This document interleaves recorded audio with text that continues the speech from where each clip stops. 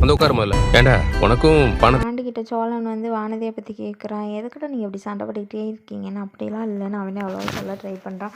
But Cholan விடாமல் கேட்குறதுனால அவன் சொல்கிறான். இப்படி பிரச்சனையாக இருந்துச்சுன்னா பேசாமல் விட்டுடான்னு அவன் சொல்கிறான். அதெல்லாம் முடியாது, என்ன பண்ணுறது, லவ் பண்ணிட்டேன் அப்படின்ற மாதிரி அவன் சொல்கிறான். சரி தம்பி ரொம்ப ஃபீல் பண்ணுறான்னு சேர்த்து வைக்கலான்னு சொல்லிட்டு வானதி கிட்ட பேசுகிறான்.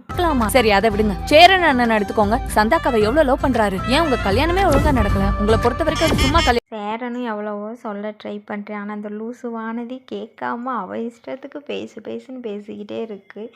என்ன இதை சொல்கிறதுனே தெரில. இதுவாக ஒரு லவ் அசீவ் பண்ணி இப்படித்தான் இருக்கணும்னா பாண்டி எப்படி இருப்பேன்? அவங்களுக்கு வானதியை பிடிக்கலன்னா கமெண்டில் சொல்லிட்டு போங்க மறக்காமல். சோழனும் எவ்வளவோ சொல்ல ட்ரை பண்ணுறான். பட் வானதி அதுவாக ஒன்று அசியப்பட்டு இப்படி தான் ப்ரோ லவ் இருக்கணும், இப்படி தான் ப்ரோ பண்ணணும், இது இப்படி தான் ப்ரோ லவ்வர் நடந்துக்கணும்னு சொல்லி சரி கடைசியில் சேரனவே மண்டையை பிச்சுக்க வச்சுட்டா. இன்றைக்கான எபிசோடு இப்படி தான் போச்சு. ரொம்ப காமெடி.